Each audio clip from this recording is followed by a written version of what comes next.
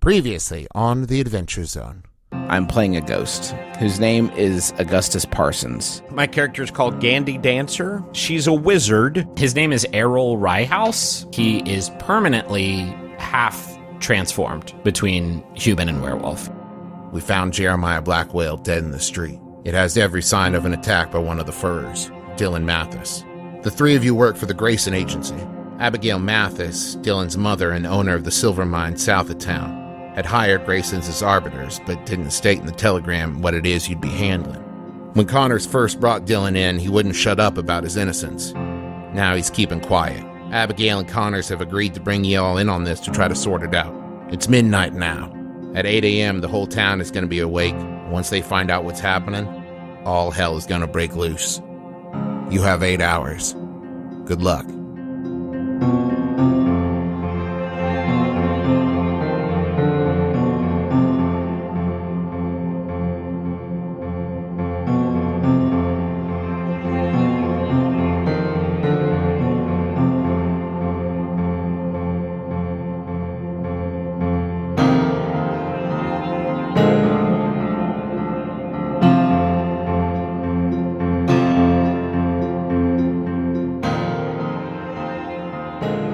Here we are, episode 1 of Fish.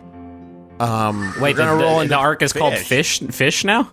A fish. Welcome to the Adventure Zone, Fish. What's going on under? Fish. Now, that'll be the 6th one, if I know my alphabet correctly.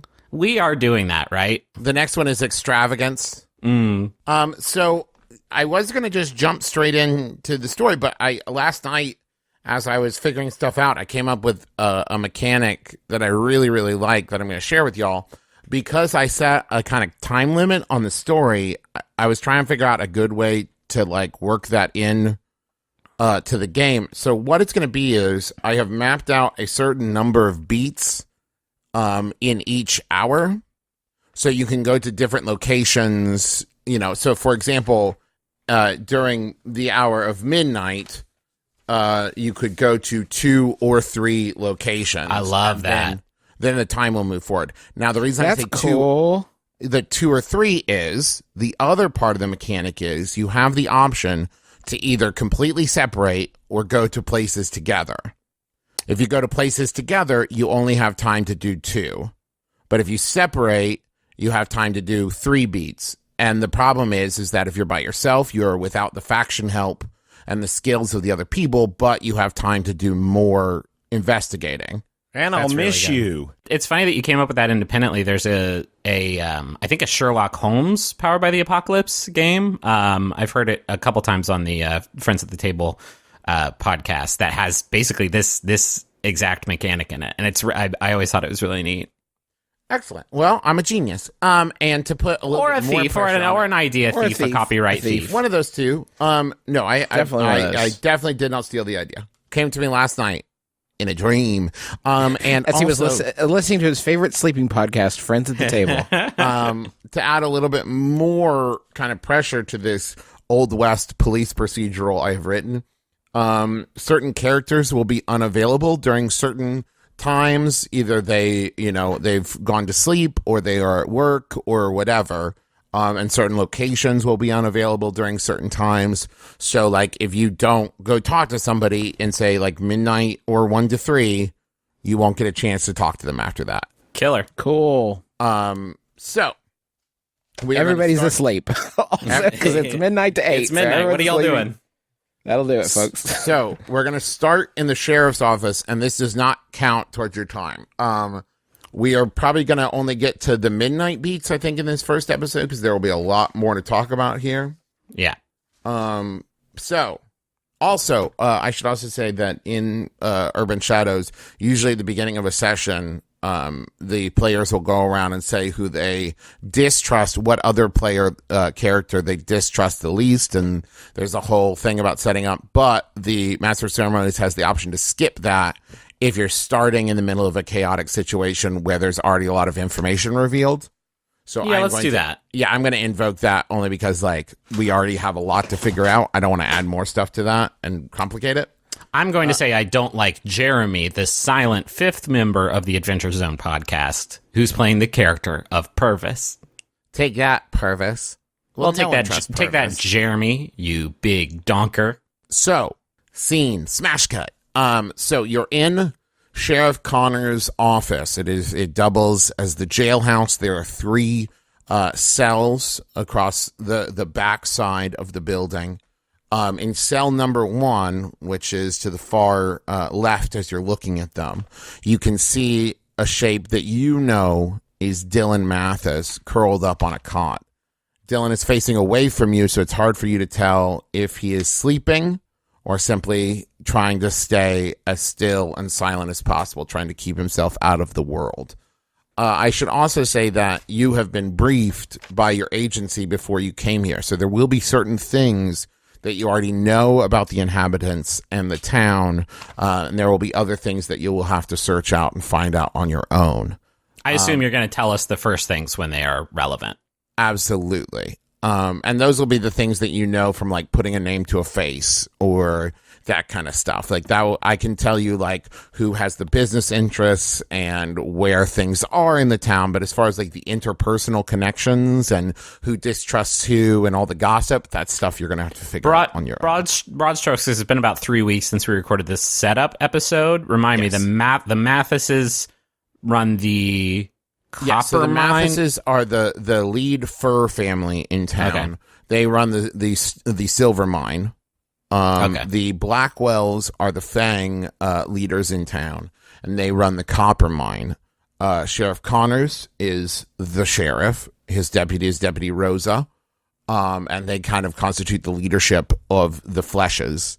But the Fleshes aren't as, I mean, if you think about the nature of a pack or a family, the Fleshes aren't as like tightly knit as either the Fangs or the Furs. Sure. So when we start the scene, we actually kind of start in media res, as they say, and Connors has been explaining to you that they found Jeremiah Blackwell's body in the center of town at the intersection that's like the main part of town. And over him, covered in blood, was Dylan Mathis. So they took Dylan in under the cover of night. There was only a few witnesses, and Connors and Rosa were able to talk to people and kind of keep it quiet. But they know that once the sun's up and everybody's up and getting ready to go to work, they're not going to be able to keep this quiet, and it's going to be out of their hands. So they've been able to brief you a little bit about who was there, and we can get into that when you're exploring your options of where to go next. But when the scene starts, Rosa is kind of nervously looking out the front windows. Rosa, come away from there. You're making me jumpy. I know, Sheriff. It's just I'm got a bad feeling. Well, yeah. Of course you got a damn bad feeling. There's a murder. Now come away before someone sees you. All right, now you 3. What do you need to know? I want to keep this quiet and I want to get it done. What do you need to know from me? Well, first of all, hi. I don't think we have to be, cut out the pleasantries. Well, I would, after we talk to whoever we're talking to, I'd like to inspect the body. Yeah, I was going to say looking at the body would be pretty choice. All right. Well, we already sent that headed to the church. Well, specifically graveyard. We don't really have, coroner. Michael kind of serves as undertaker and gravedigger and kind of, I guess, groundskeeper at the graveyard. But he's there round the clock. So anytime you want to go talk to him, Michael's going to be there. As my Michael or your Michael? Oh, you have a Michael too. My Mike. Why would your Michael be there?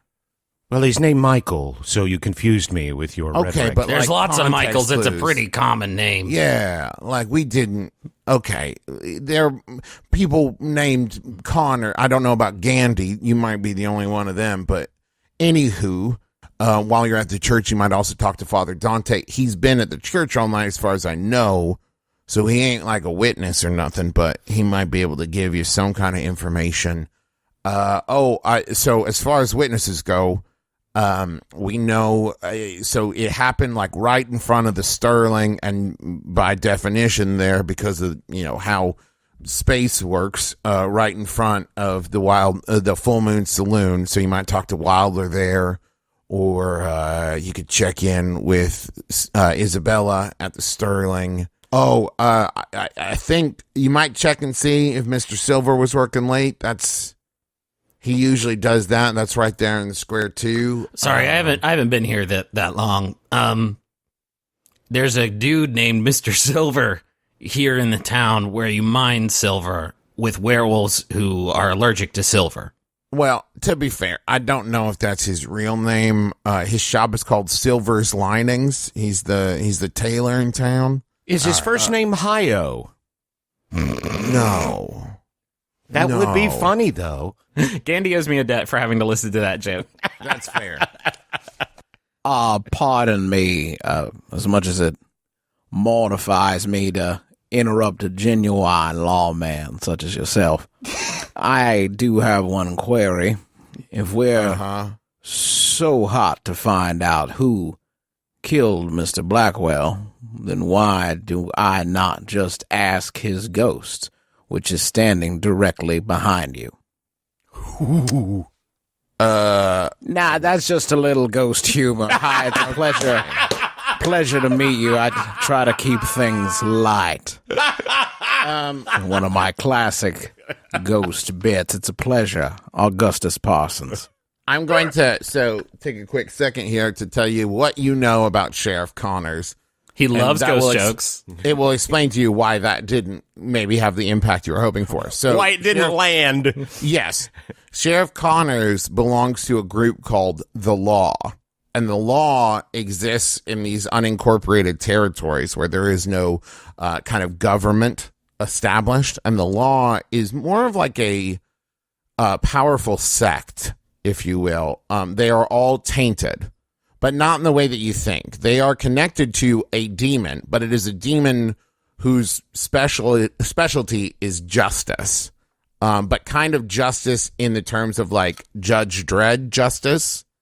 This is not about right and wrong or morality.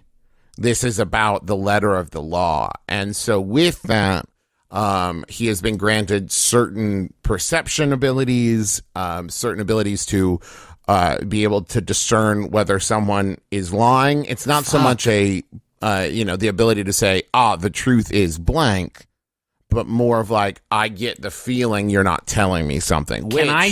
Can I change characters and play as Sheriff Connors because he sounds rad? Yeah, it's pretty rad. And as such, that is why, and because you have to imagine people who come through any kind of sheriff's office door will say, I'm innocent. But there was something about Dylan saying, I didn't do it, that kind of rang true to Connor's ears. The only reason he's giving us the benefit of the doubt. All right. Sheriff Connors, tell me, you got a time penciled in to hang old Dylan Mathis by the neck until dead? Listen, it ain't up to me. I want you to understand that, but there will come a time. There is such a tenuous piece here in town that there will come a demand, and if I don't, it's gonna be bad for everybody. And listen, one way or the other, it's gonna be bad. Yeah. Either I'm gonna piss off the Fangs, I'm gonna piss off the Furs, or I'm gonna piss off both. And I want to avoid that at all costs. That's why I need you. I'm gonna try to keep this quiet. But if I'm out there, pounding the pavement, I'm gonna draw too much attention to this. I need you all as strangers out there asking questions, but for God's sake, keep it the fuck quiet.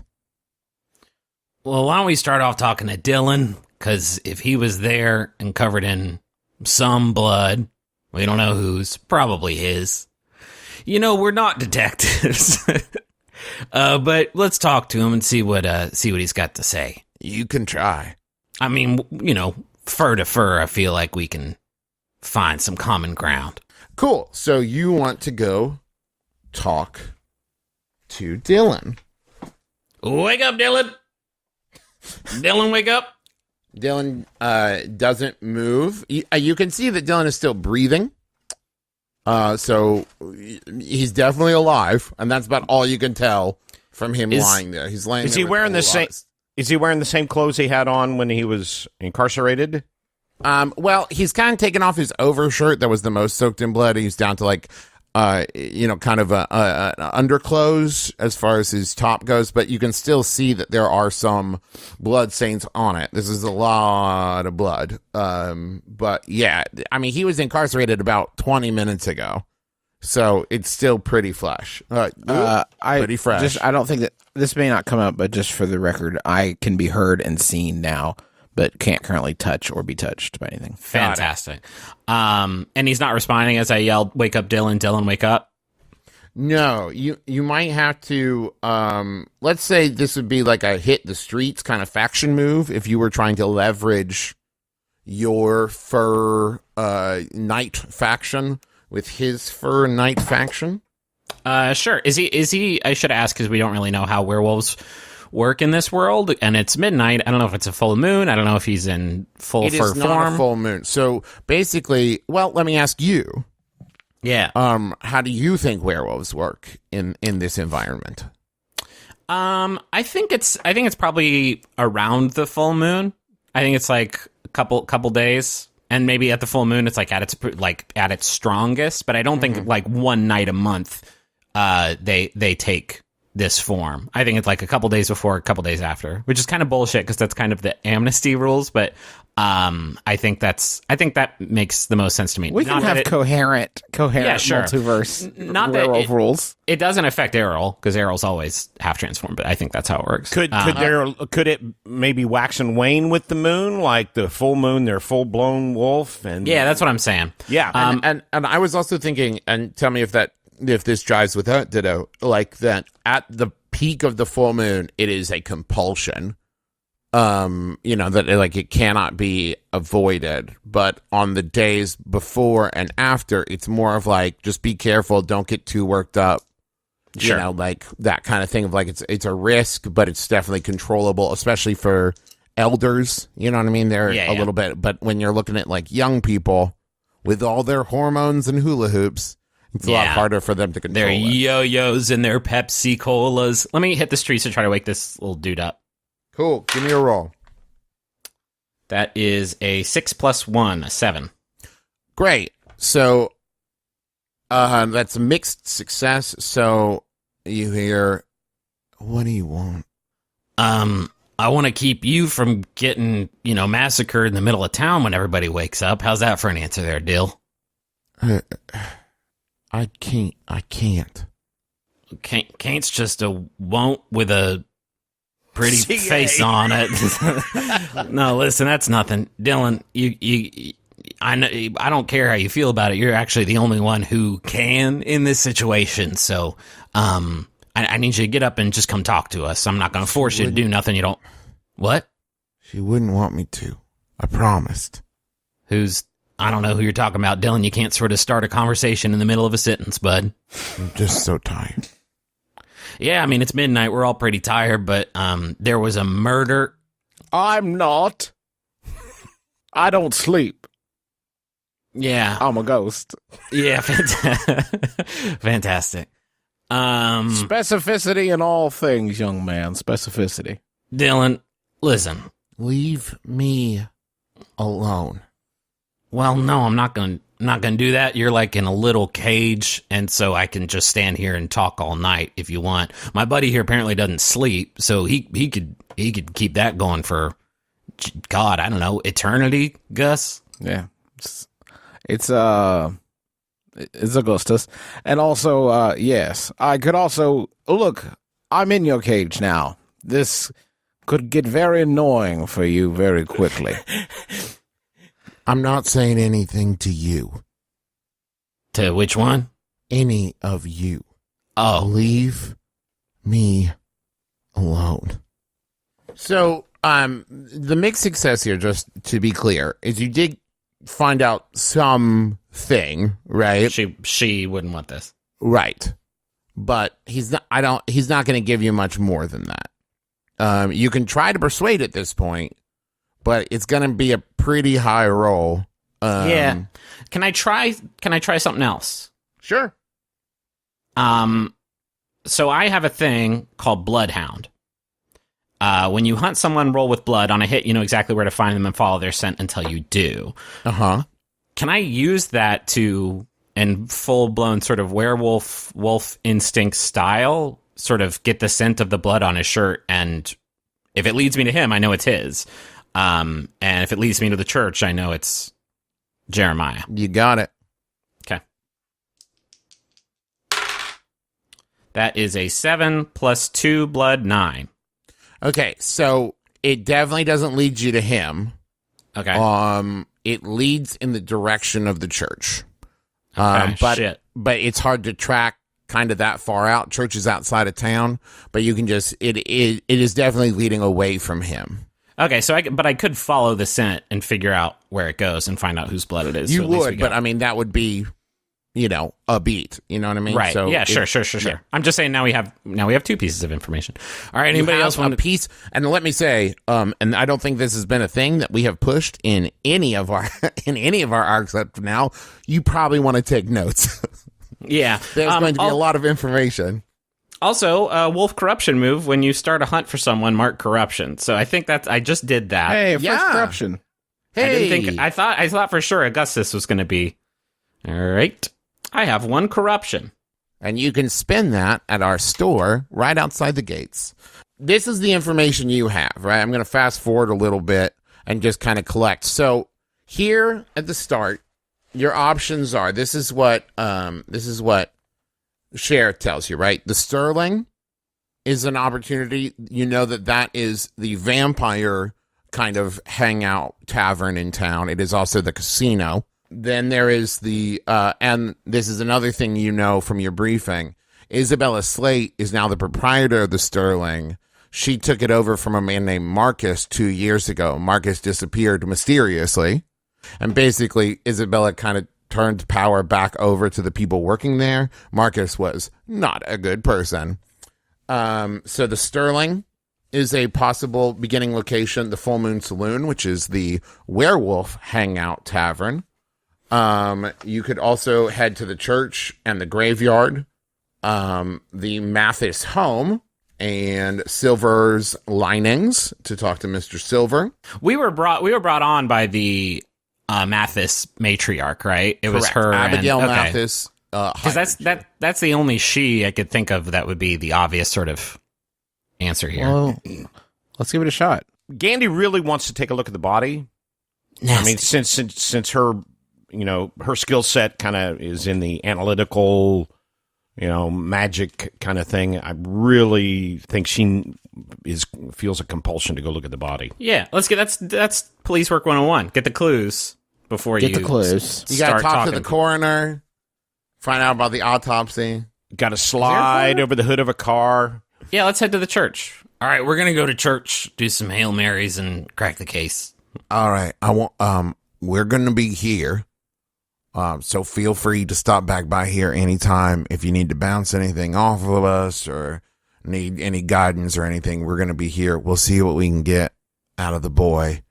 And if you need us, just let us know. Yeah, that sounds. Oh shoot! Hey, Augustus, are you even gonna be able to go into church? I don't know if there's some sort of like holy warding or something that keeps you out of there. I can. I just don't enjoy it. But to be fair, that is no change from my life. All right, we're going to church. So as you make your way through town, the town doesn't feel right. It feels tense in that way that it might just be completely placebo, but in that way that buildings and wood seems to absorb the negative emotions of the people within it, and it kind of bleeds through like a whiskey as it picks up the flavoring of the barrel. And so as you move through town... Hell yeah, that's evocative as fuck. Thank you. You have a hard time not looking over your shoulder. You have a hard time not keeping your eyes on the windows to make sure nobody's watching you. And as you leave town and make your way towards the church about 50 yards outside of the last houses, it eases a little bit. You can see all around you the ravine of the dry river. In the distance, you can see the mountains. You can see the stars in the sky, and it starts to loosen up, but still at your backs, you can feel the tension.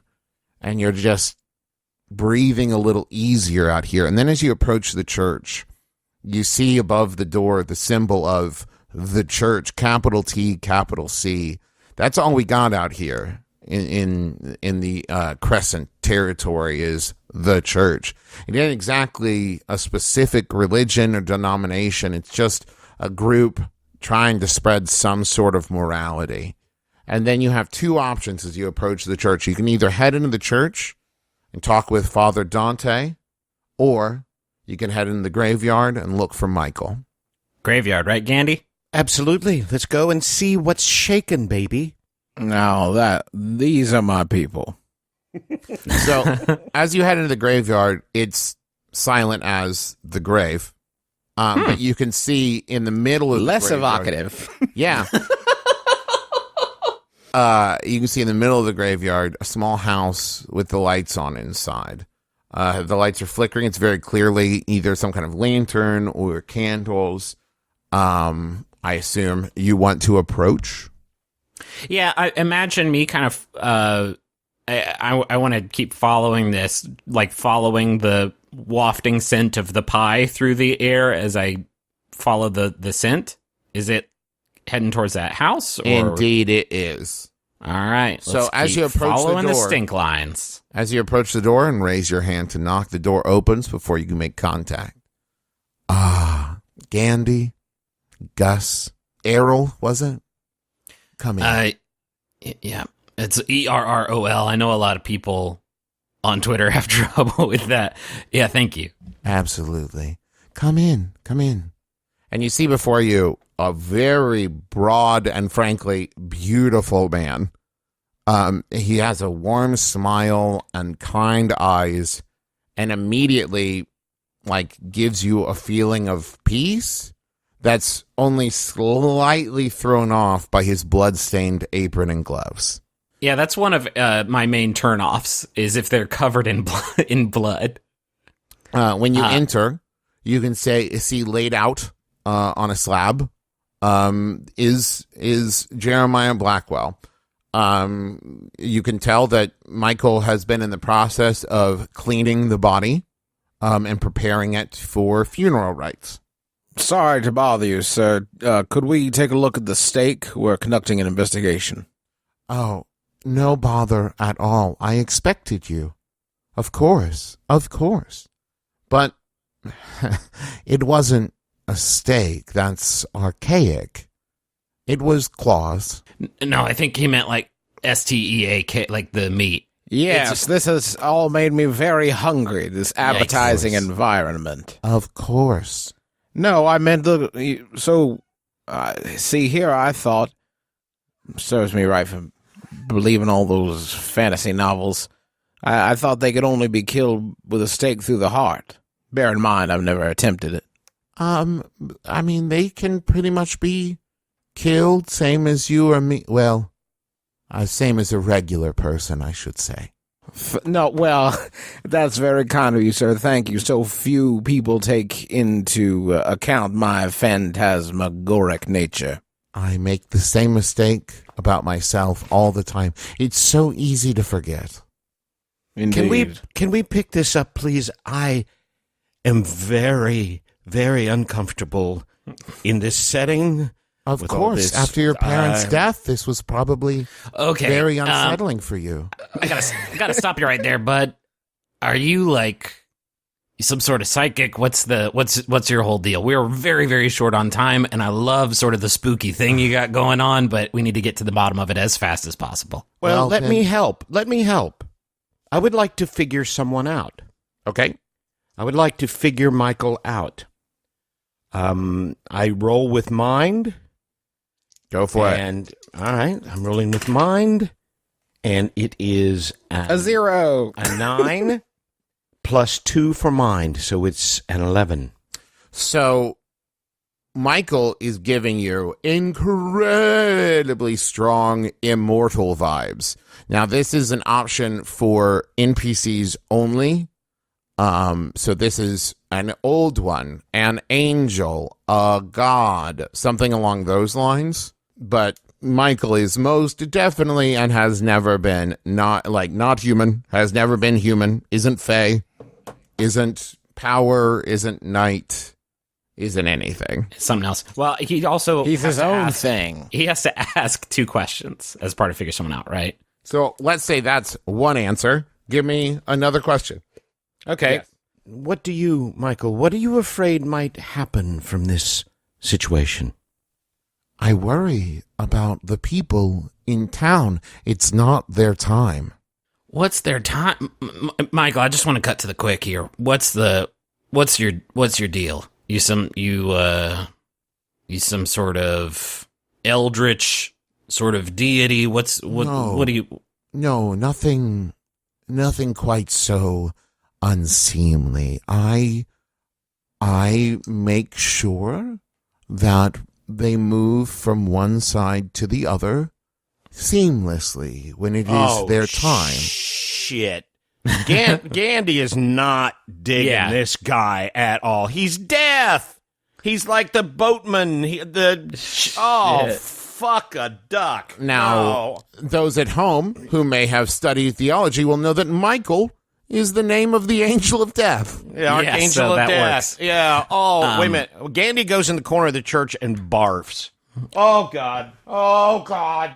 I'll clean that up later. I guess. Gandhi, it's not your time. You vomited through me. You have nothing to fear from me. Mm-hmm. I listen, my friend, it has nothing to do with fear. I hate you. Sorry. It's just, I can't. It's a compulsion. Absolutely. I understand.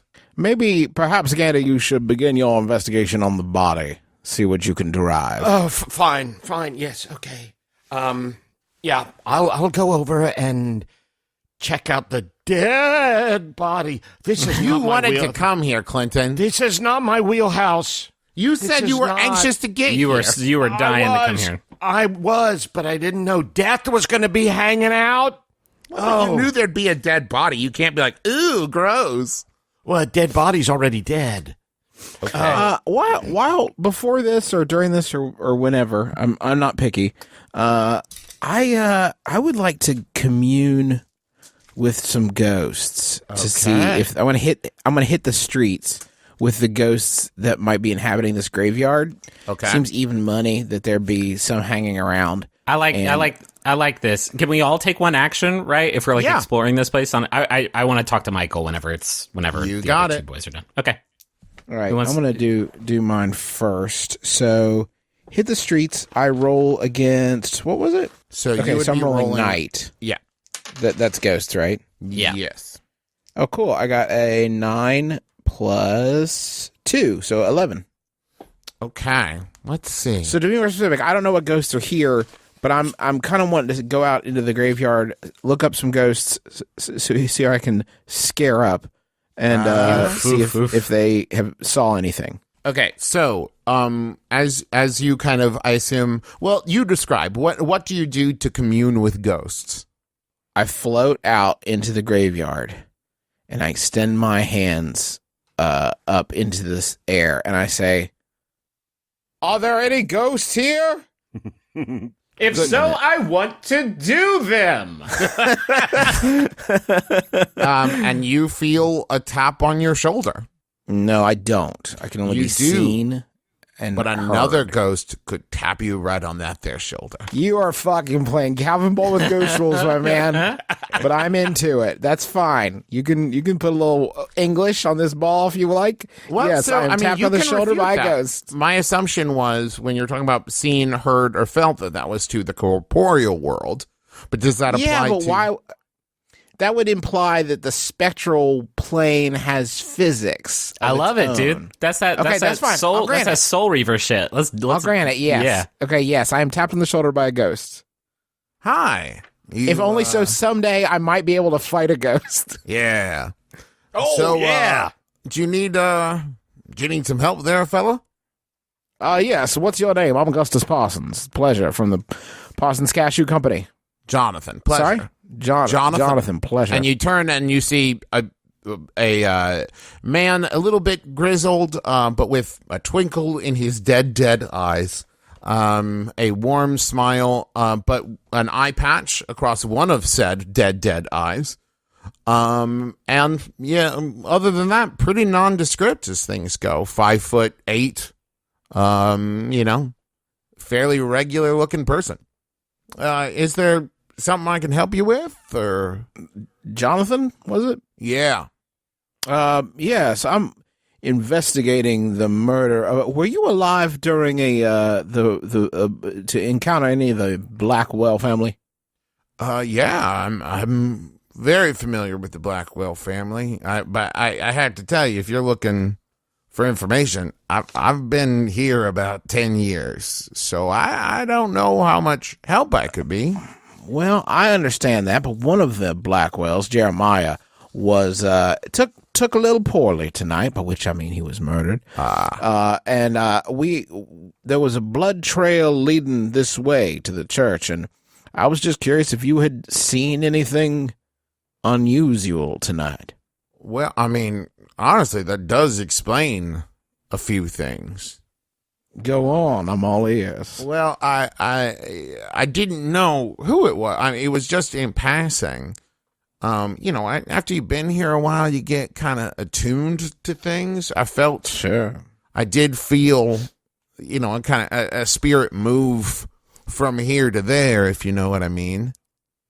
And the overwhelming feeling was, and you could see him kind of squirm, like he's trying to pin down that feeling in his body. I'm sorry, it's been a long time since I felt in the human way, you know what I mean? So I'm trying to of course. Confusion, betrayal. It wasn't you'd expect murdered person. You expect anger, sadness, but this was just confusion. So you're thinking maybe they weren't prepared for the attack, sort of came out of nowhere, perhaps, or they were confused by the assailant? I mean, hard to pin down. Might be both. I didn't talk to the boy. I just felt. And you didn't see anything, perchance? No, I mean, just not from here.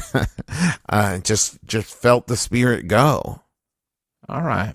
Well, Jonathan, I will let you return to your eternal slumber. I'm sorry to have disturbed you. Well, it's been a pleasure. It's rare I get to talk to anybody, so... Well, I gotta go. Thank you so much. All right, so let's cut back into... Who wants to go next, Errol or Gandhi? Gandhi, why don't you go? Well, give me some advice here. If I'm investigating the body, if I'm checking out the body, I'm not sure which of the moves applies to that. Well, so... There's an investigate a place of power. No, I can tell you what this is. So... In Power by the Apocalypse, and specifically, I don't know if this applies to Monster of the Week as well, there are certain things that, you can do. Like, I know that Gandhi has studied this. She is very learned. So this is not so much a move, so much just a thing she's doing. So I can give you information. I don't think that this is a challenge you have to overcome so much as just, this is like if you wanted to sit down and eat a sandwich, I wouldn't make you roll for that. Yeah, but if you have any kind of magical abilities that we want to enhance this investigation, that would be probably a move. Yeah, I want Gandhi to look at the body and investigate the wounds. Okay. But you got to tell me what I see, Trev. I will tell you what you see, for I am the master of ceremonies. So what you see is two kind of cross sections, and because I can't think of a better way to describe it, like Wolverine's claws have been pulled across his gut. I've solved it. Okay, hold on. And those wounds, though fairly razor sharp, very clearly went deep, and he bled out. Michael has packed his internal organs back into the wounds, but he was eviscerated. Yeah, okay, yeah, that kind of does look like werewolf stuff, if I'm being honest, and that's not great for us, I don't think. So do you just a straight up and down investigation. What's your mind, Clint? +2. Okay, so do an investigation roll plus mind for me. Okay. That would be 8 + 2, 10. Great. So what you can see as you investigate past just kind of surface level is along kind of the edges of the wounds, there's some trace of like metal dust, some kind of powder. It looks to be a mixture of silver and copper. It's hard to tell exactly which of the two it is. I mean, there's dirt in the wounds too, but there's definitely a glint to it. I would like to take a sample of these scabs or whatever they are back to my sanctorum to do a little bit of checking, maybe getting to the bottom a little bit. I have an assistant there who might be able to tell me a little more. Okay, so that's just so you know, if you go back to your sanctum, that's going to be like your beat for the next one. You know, I'm cool with that. Great. Hey, can we for the essence of like for efficiency of storytelling, can we just assume that if we derive information from any of these sort of little beats, that we have passed that information along to our cohorts to save us from having to like reiterating everything?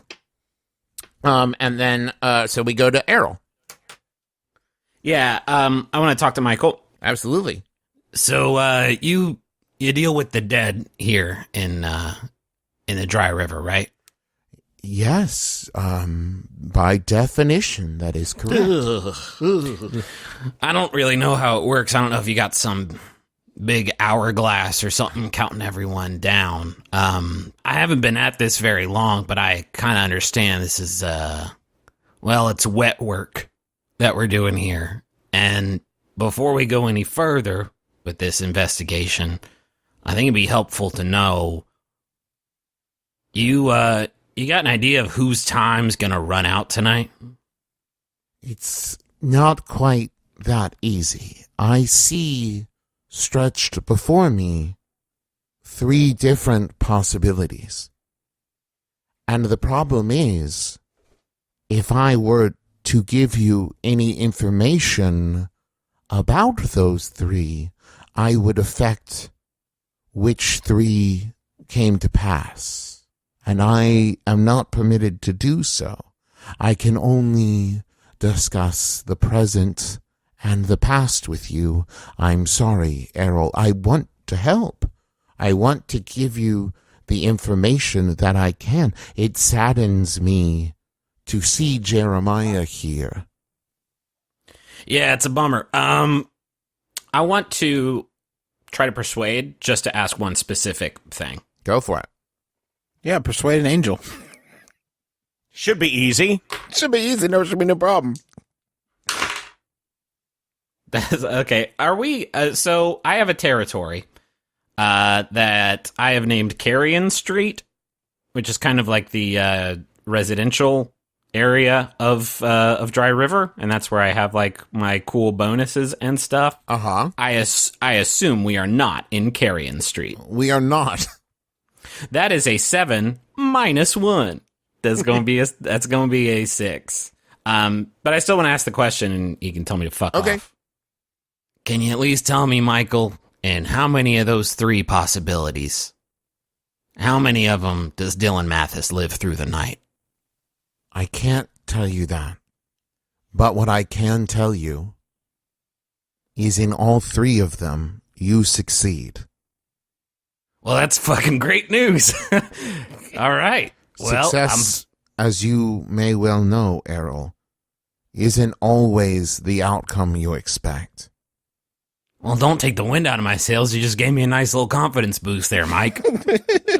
I will give you one more piece of information, but in exchange, I will need help from you in the future. You want a debt?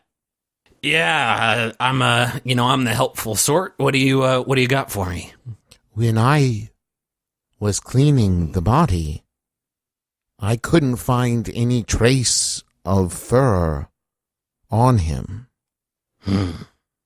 May have been one of those nude werewolves. Okay. That's great news, and it's also kind of confusing news. But I appreciate the help there. Keep a eye out for us. Say a little prayer, I guess. That might be weird. You are an angel. You'd be praying to yourself or something, but That's not how prayer works, but I'll get right on it.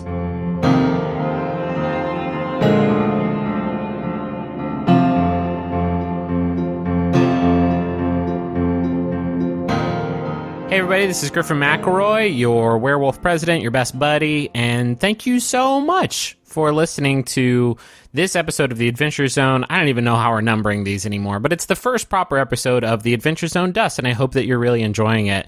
I don't think me and Juice and Dad really knew what to expect from this arc, but this first episode was really cool to record, and we hope that you have enjoyed listening to it, and will continue enjoying listening to the rest of the thing that Travis has made for all of us, because he's such a kind and giving boy.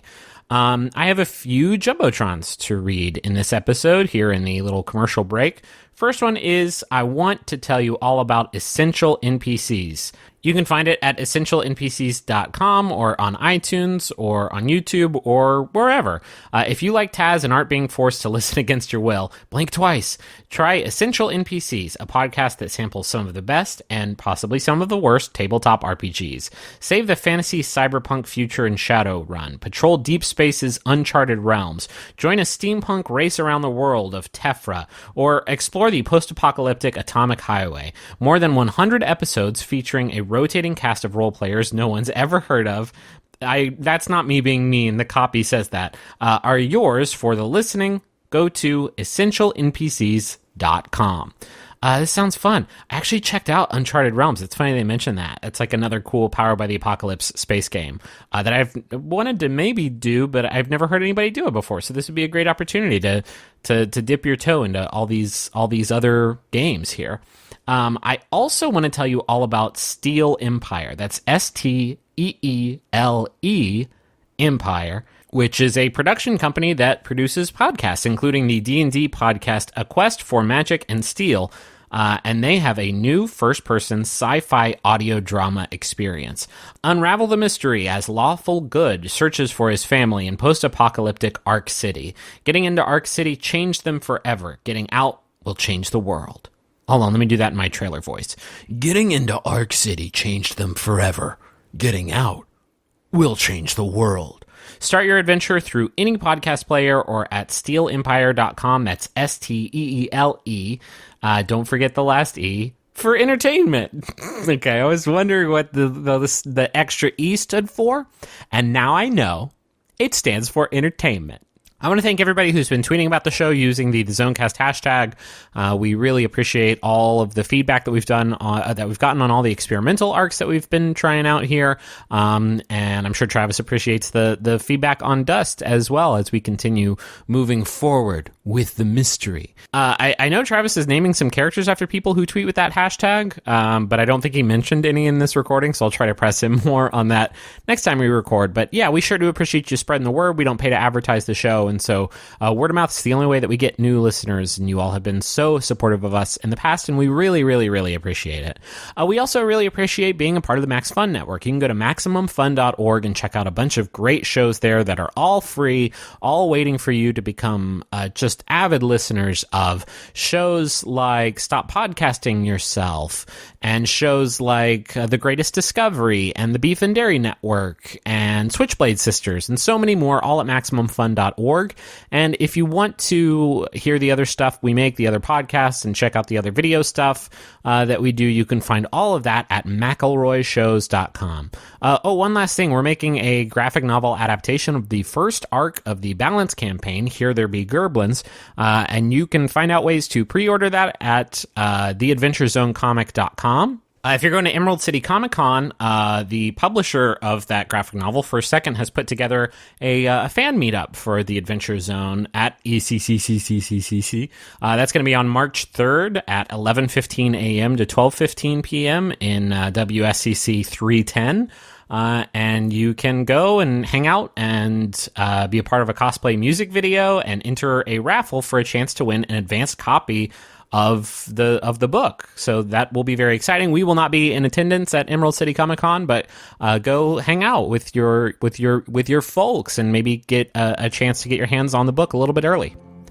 I think that's it. We will be back next week, next Thursday, March 8th, for the next episode of Taz Dust. So I will talk to you then. Goodbye.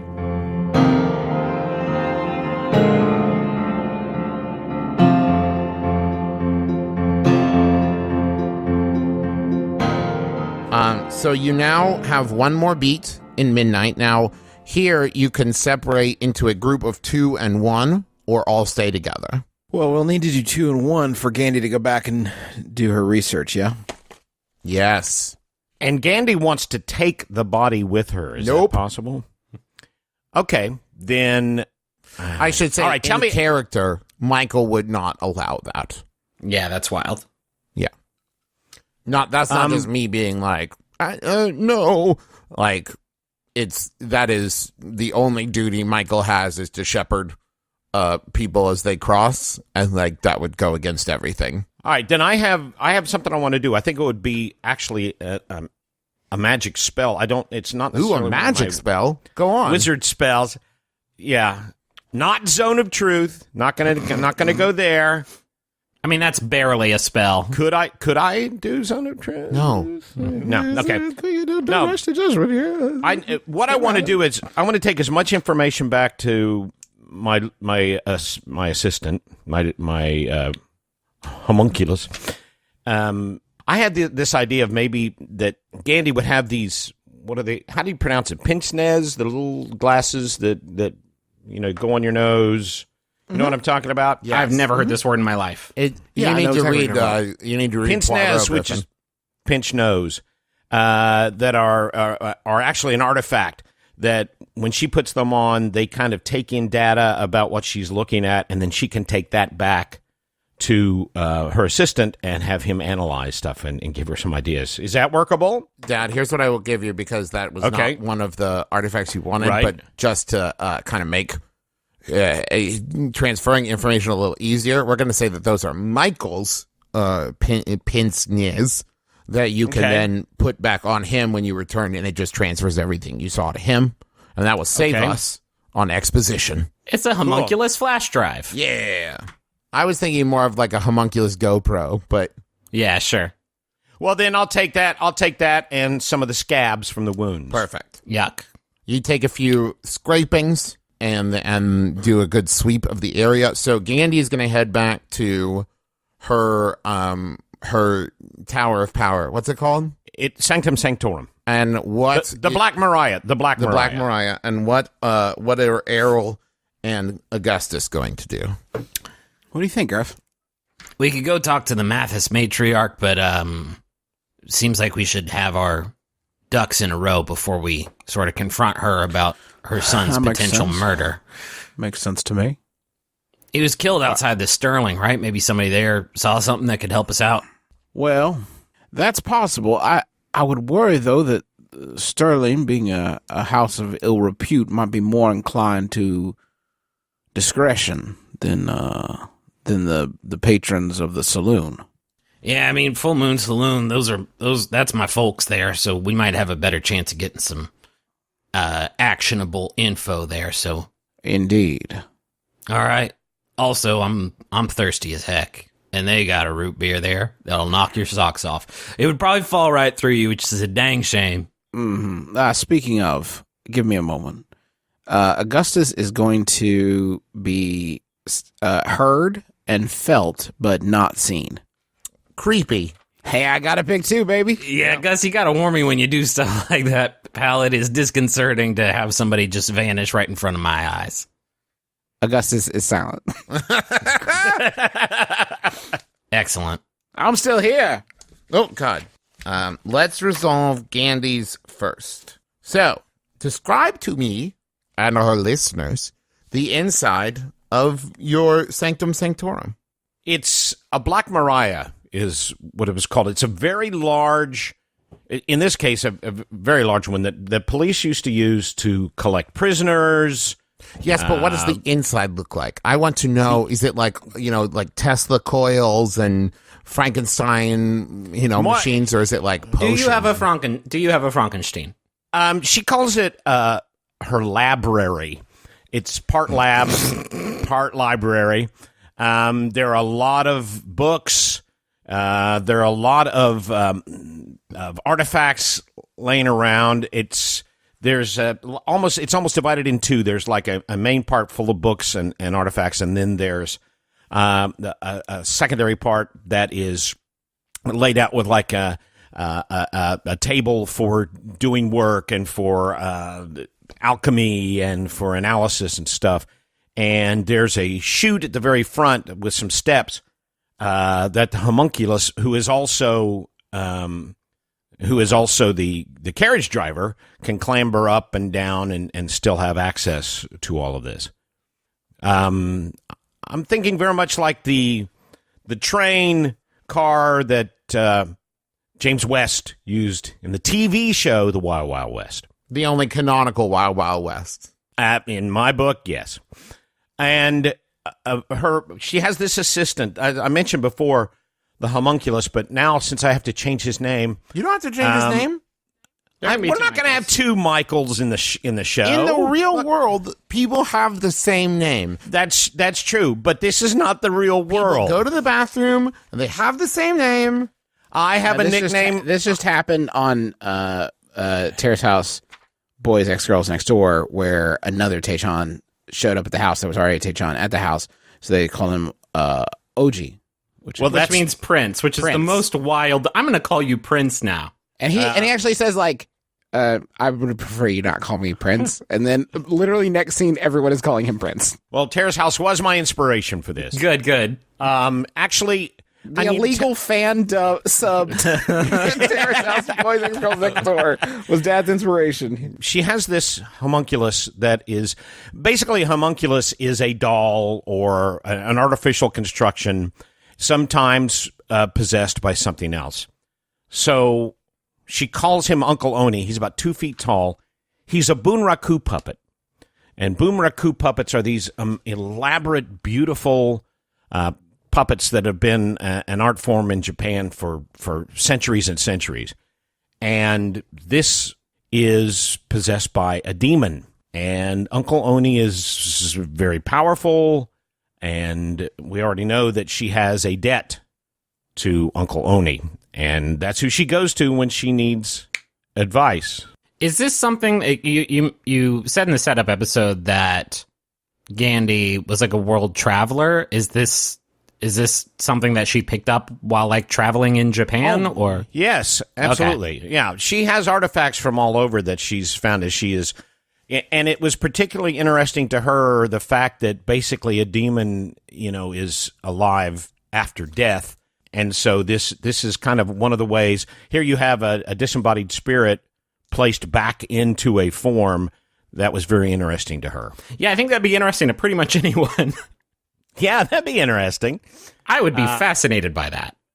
Okay, cool. So I'm going to say you can ask 3 questions of Michael a day.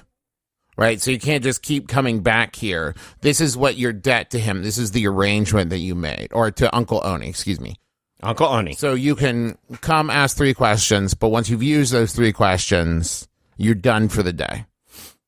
And I think that those questions, Uncle Oni is going to have kind of final say as to how much information your debt has earned you. And I'm also going to put the limit on them that they're going to be who, what, where, when, and why questions.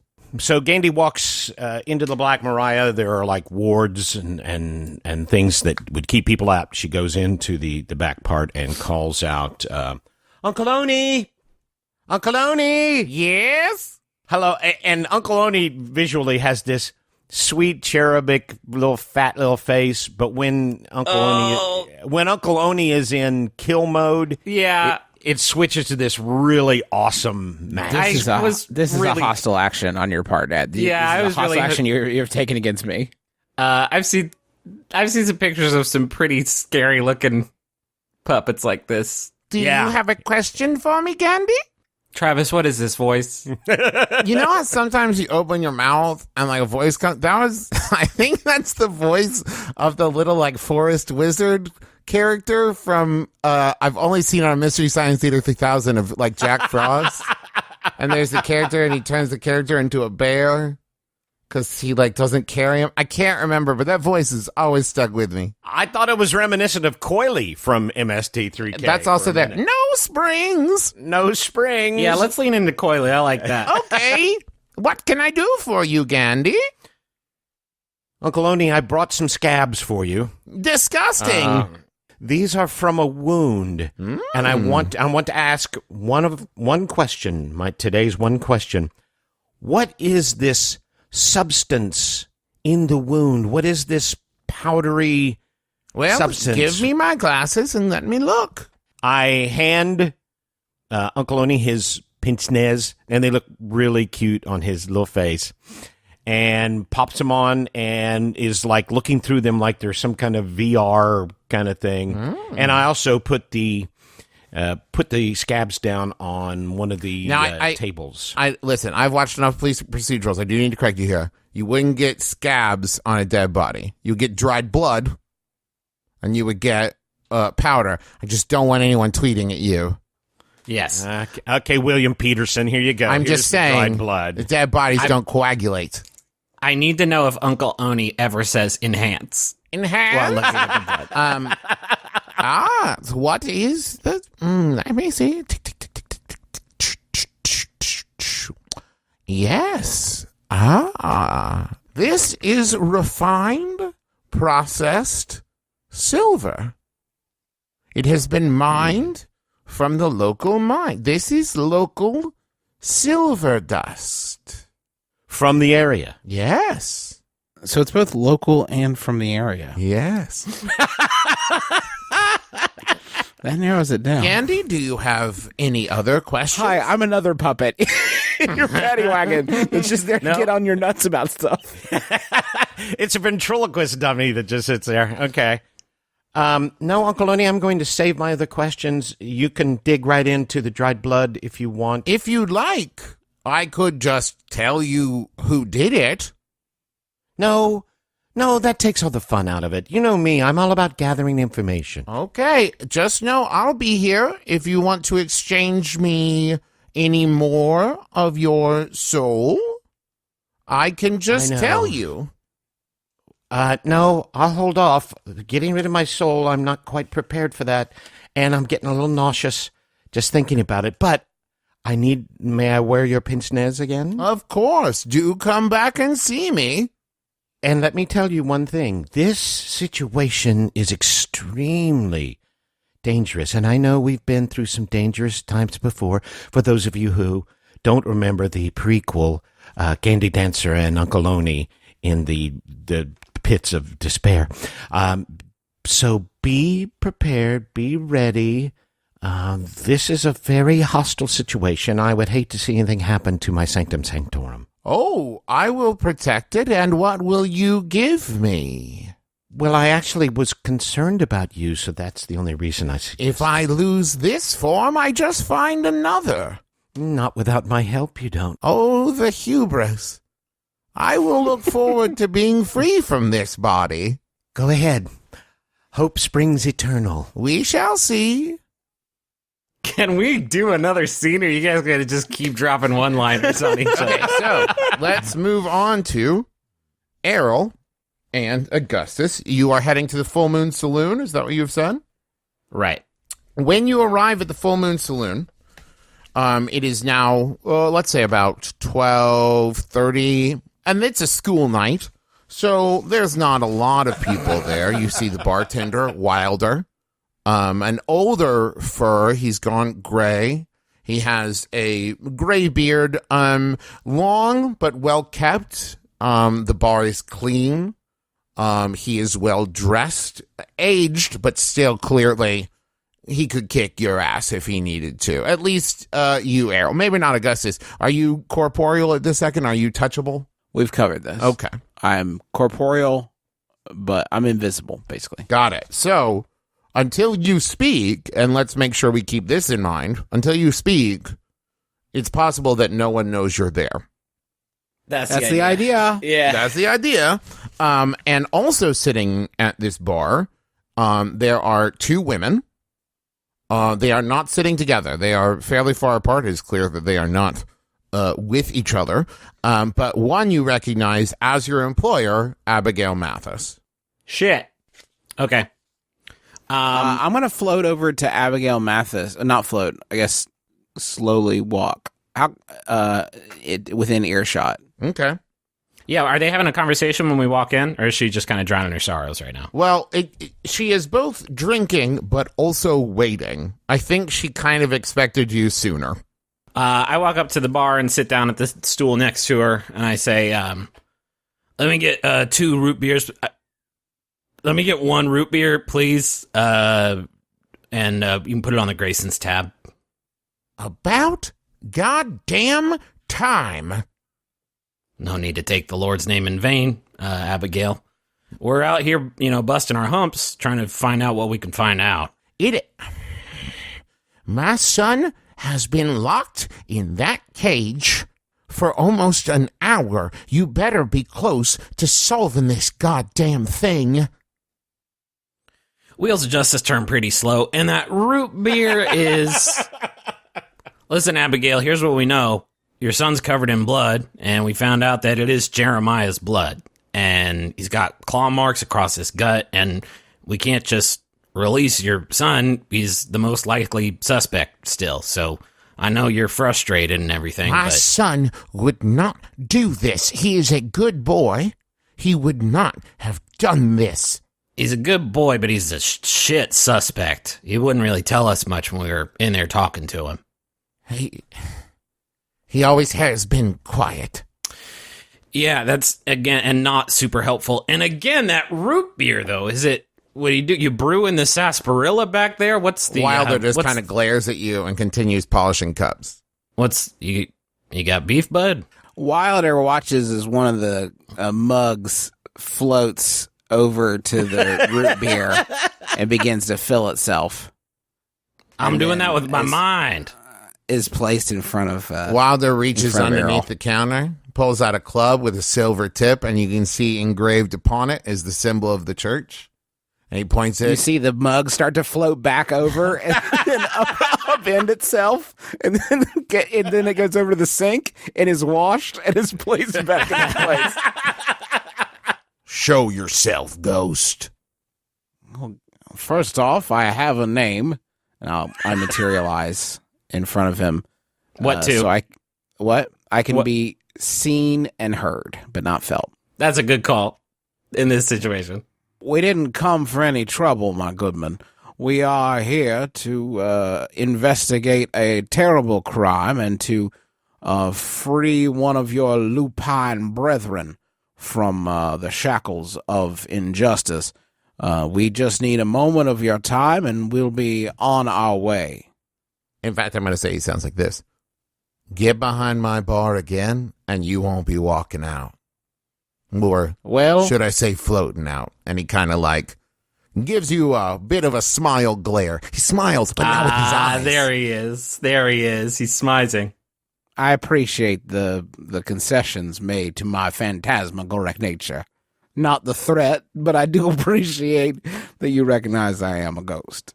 All right, I'm going to give up on Operation Root Beer. Abigail, listen, when we were talking to Dylan... Now, I've almost got it cracked. Just give me a second. When we were talking to Dylan, he mentioned something about her not wanting him to talk. Just curious if you know who that might be. I can tell you, there's only one her Dylan cares about, and it's his sister. Let me add that to the old clue book. What's the deal there? They close?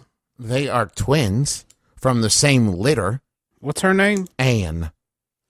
Where might we find Anne here at this late hour? Probably still asleep back at my house.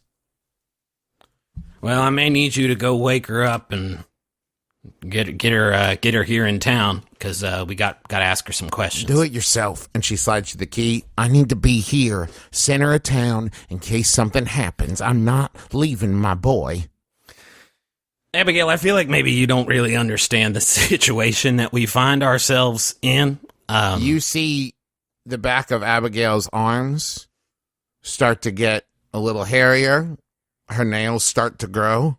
And she turns and glares at you and says, "No, I don't think you understand, Errol. I am not leaving my boy. He is next in line to take over my place. I am not leaving him alone. Do you understand me, Errol?" Yeah, I understand. You don't want to lose your boy. But things go south here. You're going to lose a lot more than that.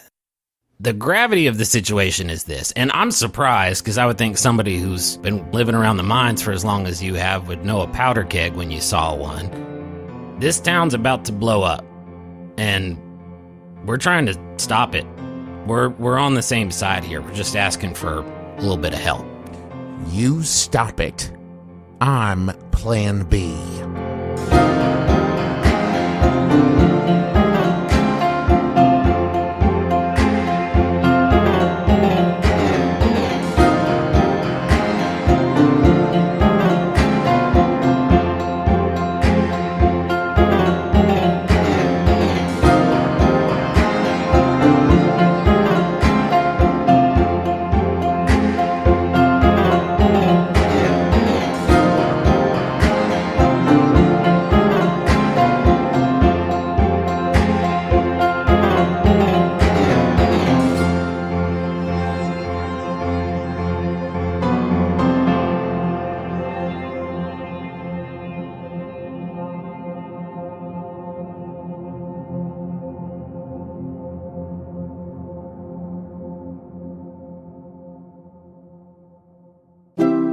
MaximumFun.org. Comedy and culture. Artist owned. Listener supported. Judge John Hodgman ruled in my favor. Judge John Hodgman ruled in my friend's favor. Judge John Hodgman ruled in my favor. I'm Judge John Hodgman. You're hearing the voices of real litigants, real people who have submitted disputes to my internet court at the Judge John Hodgman podcast. I hear their cases, I ask them questions, they're good ones, and then I tell them who's right and who's wrong. Thanks to Judge John Hodgman's ruling, my dad has been forced to retire one of the worst dad jokes of all time. Instead of cutting his own hair with a Flowbee, my husband has his hair cut professionally. I have to join a community theater group. And my wife has stopped bringing home wild animals. It's the Judge John Hodgman podcast. Find it every Wednesday at MaximumFun.org or wherever you download podcasts. Thanks, Judge John Hodgman. In a world dominated by Dude Bro movie podcasts, only one podcast is brave enough to call bullshit. Who Shot Ya? The podcast that dares to say that white dudes' opinions aren't the only opinions. If you have a movie pass, get a ticket to it to support Taraji, then go home. Ant-Man seems so unnecessary at this point. Ant-Man is like a ketchup packet too many. Who Shot Ya?